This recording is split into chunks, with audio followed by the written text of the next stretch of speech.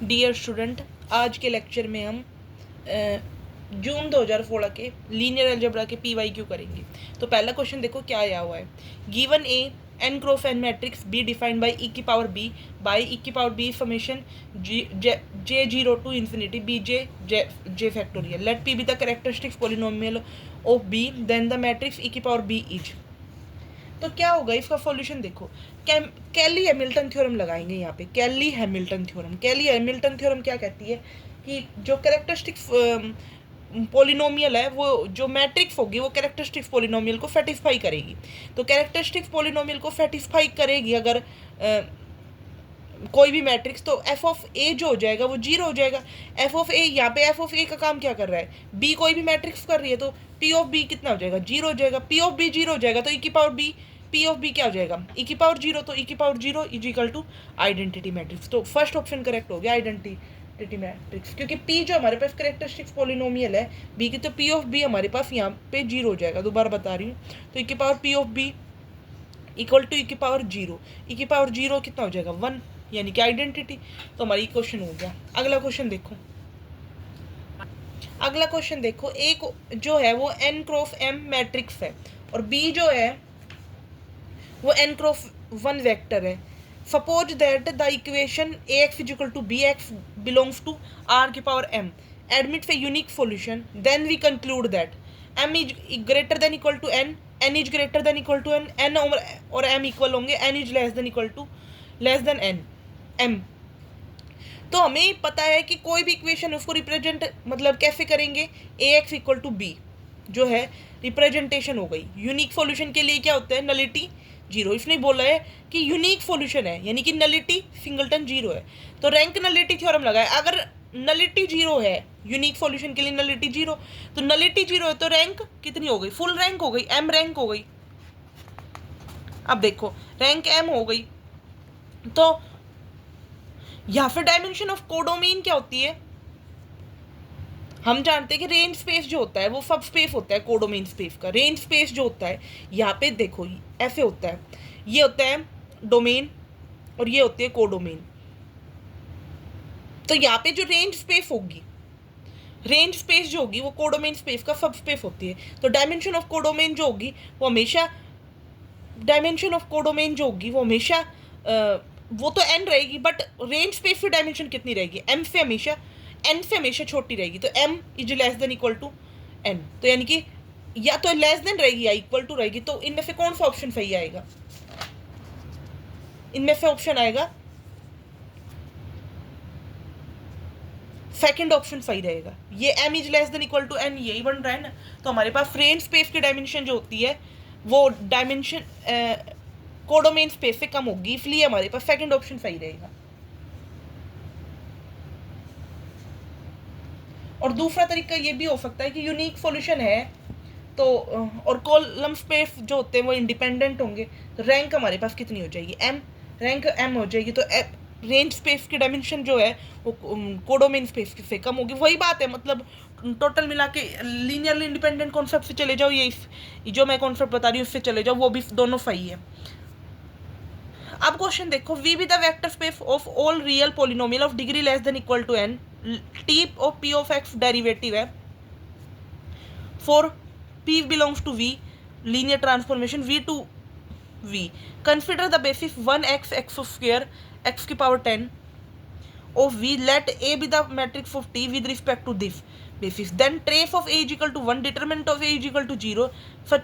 there is no m belongs to n such that a की power m equal to 0, a has non zero eigen value। कैसे करेंगे, p से p जो हमारे पास polynomial है, तो कैसे करेंगे, p से p पोलिनोमियल दे रखी है और t of p of x कितना दे रखा है, डेरिवेटिव दे रखा है। तो अगर इसका डेरिवेटिव 1 पे लगाएं डेरिवेटिव, तो क्या आएगा, 1 का डेरिवेटिव 0, अगर x का किया तो 1, एक्स स्क्वायर का किया तो 2x, तो 0 को इस फॉर्मेट में लिख सकते हैं, 1 को इस फॉर्मेट में लिख सकते हैं, 2x को इस तरीके से लिख सकते हैं, x की पावर 10 को कैसे लिखते हैं, 10x की पावर 9, ये लिख सकते हैं। अब हम इन सबको कॉलम में लगाएंगे तो 0 0 0 ये लिख दिया, 0 0 0 1 0 0 0 2 0 0 0 0 0। अब लास्ट में यहाँ पे आएगा तो 10 आ जाएगा ना यहाँ पे। तो ट्रेस क्या इसका ट्रेस कितना आएगा, ट्रेस 1 आएगा, गलत, पहला ऑप्शन तो गलत हो गया। डिटरमिनेंट 0 आएगा, हाँ डिटरमिनेंट 0 हो सकता है क्योंकि सारी आइगन वैल्यू 0 है, सारी आइगन वैल्यू 0 है तो क्या बनेगा, ईच आइगन वैल्यू 0 हो गई तो ये मैट्रिक्स नीलपोटेंट होगी if and only each eigen value 0, तो यानी कि डिटरमिनेंट 0 हो गया। There is no m such that a की power m is equal to 0, यहाँ पे कोई ऐसा m एग्जिस्ट नहीं करेगा सच दैट इसके लिए पावर करेंगे तो 0 आएगी, तो थर्ड ऑप्शन तो इनकरेक्ट हो गया, फर्स्ट भी इनकरेक्ट हो गया। फिर अब सेकंड ऑप्शन ही बचता है, a has non zero eigen value, तो ये बात भी गलत हो गई, तो सेकंड ऑप्शन करेक्ट है, तो a इज नीलपोटेंट मैट्रिक्स, तो ऑप्शन सेकंड करेक्ट आ गया। आगे देखो ये वाला question, x x1 x2 y1 y2 दिया हुआ है, x हमारे पास ये दिया हुआ है, y हमारे पास ये दिया हुआ है, LT दिया हुआ है, डेल्टा 1 ये है, डेल्टा 2 ये है, डेल्टा 3 ये है, which is span of x and y, then कैसे करेंगे, v हमारे पास x y z है, u v w हमारे पास वेक्टर स्पेस में 3 एलिमेंट है, तो हम क्या लिखेंगे u v w, और यहाँ पे x1 y1 x2 x3 y1 y2 y3, हमने ये मैट्रिक्स ले ली, इस मैट्रिक्स को फोल्ड किया तो हमारे पास क्या आएगा, इस मैट्रिक्स को फोल्ड करेंगे तो u जो है x2 y3 minus x3 y2 minus v x1 y3 minus x3 y1 plus w x1 y2 minus x2 y1 equal to 0। अब ये x2 y3 minus x3 y2 ये डेल्टा 1 दिया हुआ है, ये डेल्टा 2 और ये डेल्टा 3, तो हमारे पास u delta 1 minus v delta 2 plus w delta 3 equal to 0, तो कौन सा ऑप्शन सही होगा, देखो इनमें से कौन सा ऑप्शन सही बन रहा है, सेकंड ऑप्शन सही होगा, सेकंड नहीं सॉरी फर्स्ट ऑप्शन सही बन रहा है, बीच में माइनस का साइन आ रहा है तो फर्स्ट ऑप्शन सही होगा, यानी कि इसका फर्स्ट आंसर आएगा। आगे देखो अगला क्वेश्चन देखो, late a be the n cross n,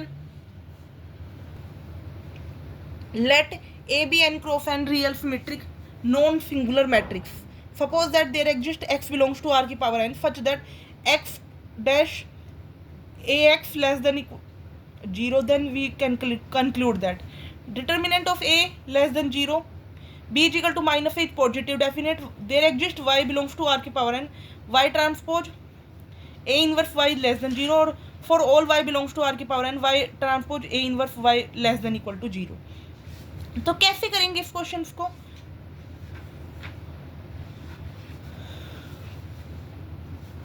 देखो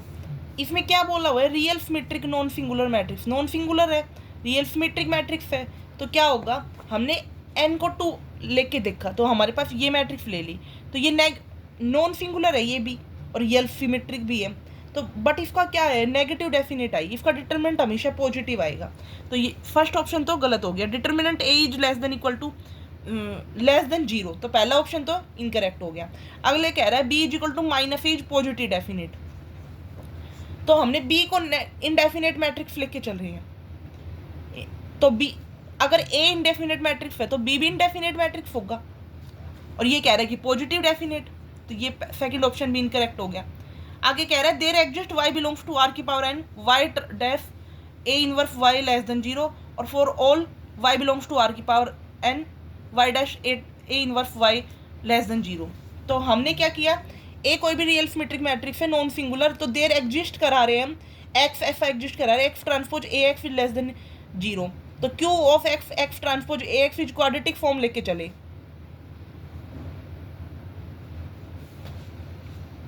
तो यहाँ पे एक नेगेटिव आइगन वैल्यू होगी लैम्बडा, तो 1/λ is an eigen value of A inverse, तो इसका मतलब देयर एग्जिस्ट एक y एग्जिस्ट करेगा such that y transpose A inverse less then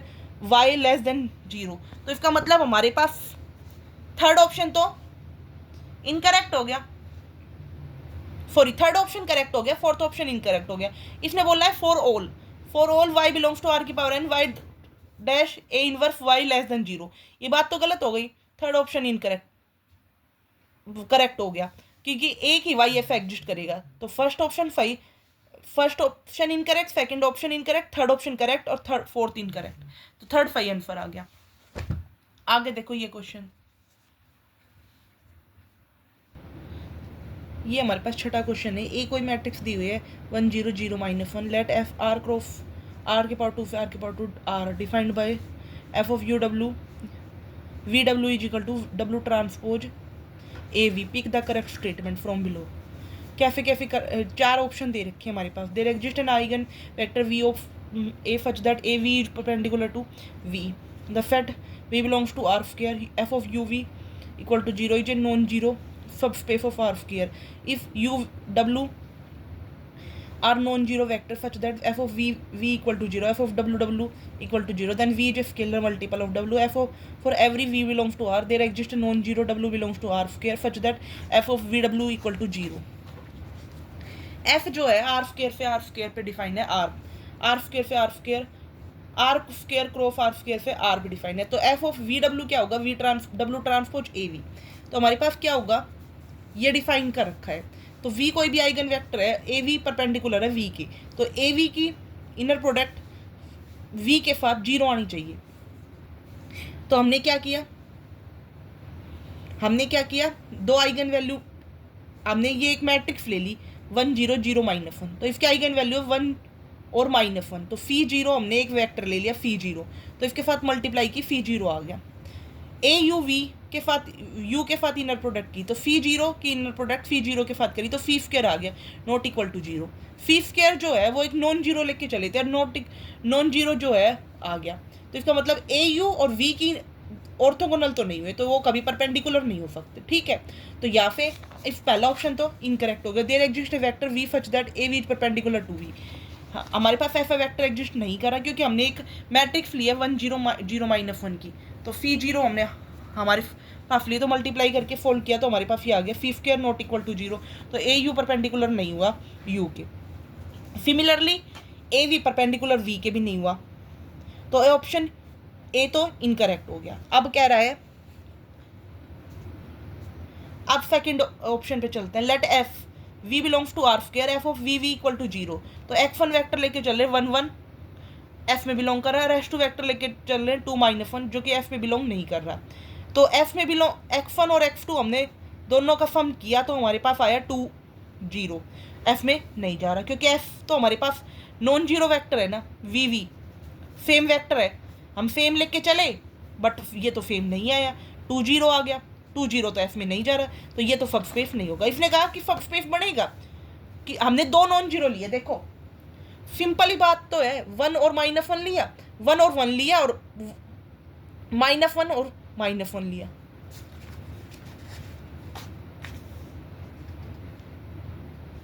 non zero लेना है ना, सॉरी 1 और 1 लिया और 1 और -1 लिया, तो इन दोनों का सम कितना आएगा 2 और 0, तो ये तो नहीं है, तो 2 और 0 आ गया ना, तो हमारे पास ये तो नहीं आया, तो नॉट ए सबस्पेस, तो ऑप्शन बी भी इनकरेक्ट हो गया। अब ऑप्शन थर्ड के ऊपर आते हैं। ऑप्शन थर्ड कह रहा है वी 0 आएगा और एफ डब्ल्यू 0 आएगा, then v is a scalar multiple of डब्ल्यू, तो वी हमारे पास 1 1 f of v equal to 0 और डब्ल्यू 1 और -1, तो एफ ऑफ डब्ल्यू इक्वल टू 0, तो ये not constant multiple, constant multiple कहाँ हुए 0 0 ही तो दोनों में आ गया, तो सी इनकरेक्ट हो गया। अब फोर्थ ऑप्शन ही करेक्ट बचता है। फोर्थ ऑप्शन कह रहा है for every v belongs to r square there exists a non-zero w belongs to r square such that f of vw equal to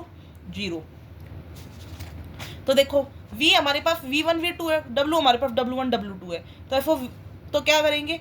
f of vw equal to 0, तो v1 w1 equal to v2 w2, तो w1 अपन में w2 और v1 अपन में v2, तो यहाँ पे w can be determined with the help of v की help से हम w को डिटरमाइन कर सकते हैं, तो सेकंड ऑप्शन करेक्ट हो गया,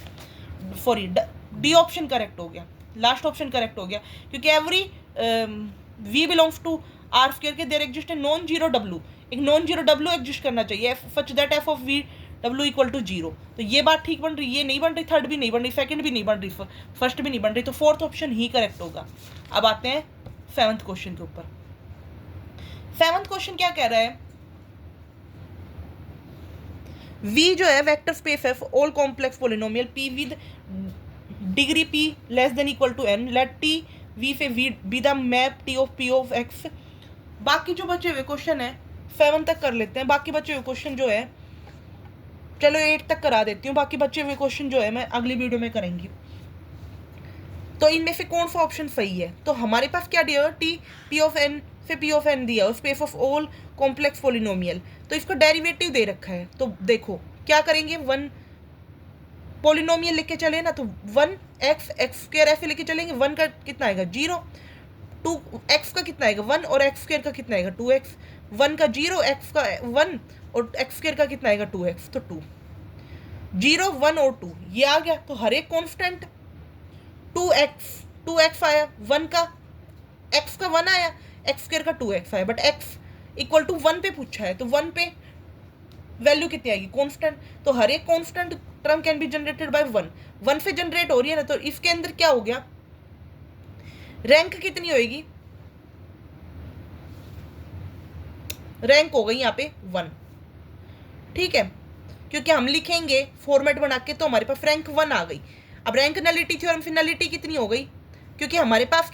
पॉलिनोमियल कितनी है n+1 की, क्योंकि पॉलिनोमियल हमारे पास Pn है, तो डिग्री की डायमेंशन कितनी होगी n+1 होगी ना, क्योंकि पॉलिनोमियल के अंदर एक ज्यादा होती तो n+1 हो गई, तो डायमेंशन n+1 हो गई। Rank plus nullity equal to dimension, rank कितनी हो गई 1 और नलिटी कितनी हो गई n plus nullity equal to n+1, तो नलिटी हो गई n। तो यहाँ ऑप्शन पे क्या बन रहा है, नलिटी किसमें 1 दे रखी है, नलिटी का मतलब कर्नल और रैंक का मतलब रेंज, तो डायमेंशन ऑफ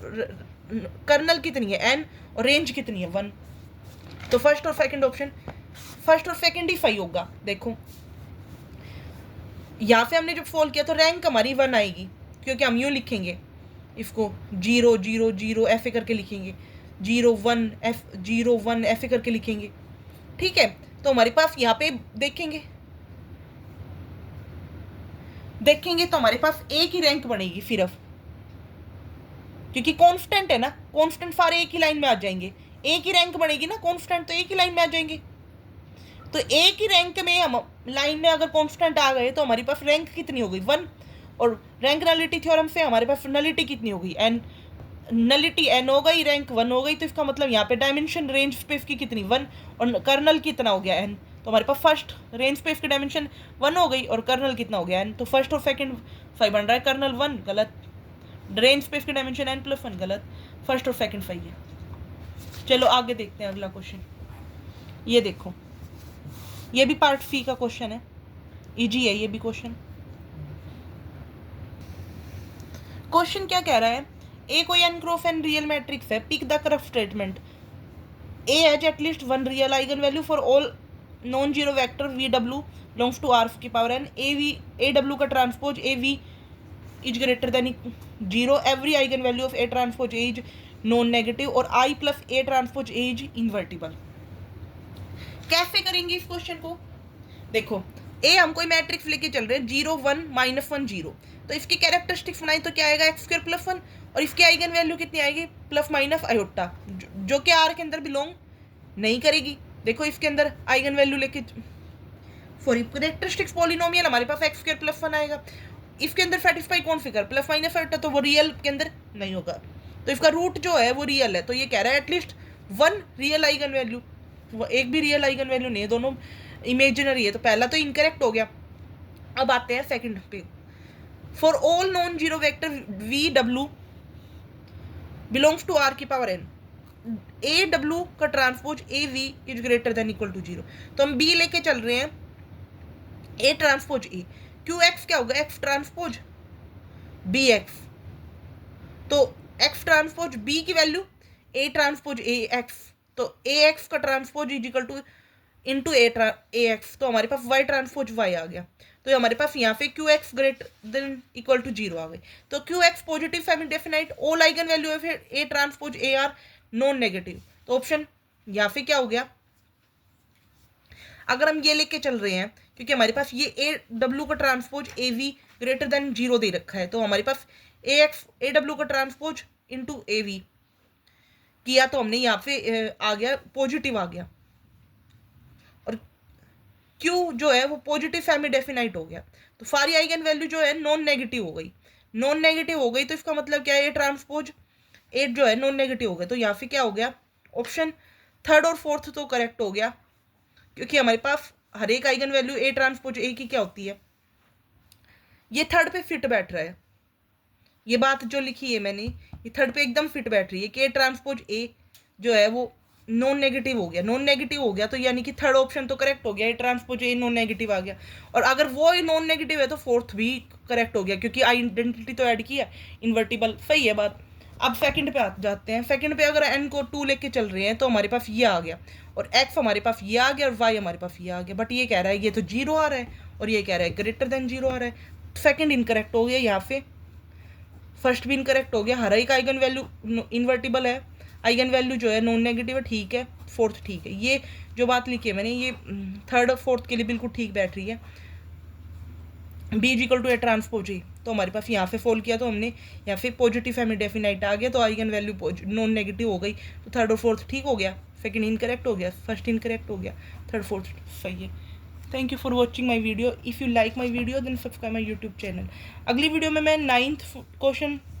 से लेके जो बाकी बचे हुए 15th क्वेश्चन तक है वो कराऊंगी। अगर आपको समझ आ रही है तो आप वीडियो को लाइक करें, चैनल को सब्सक्राइब करें। अगर आपको समझ नहीं आ रहा है तो कमेंट करके बताएं कौन सा क्वेश्चन समझ नहीं आ रहा है, मैं आपको एक्सप्लेन कर दूंगी।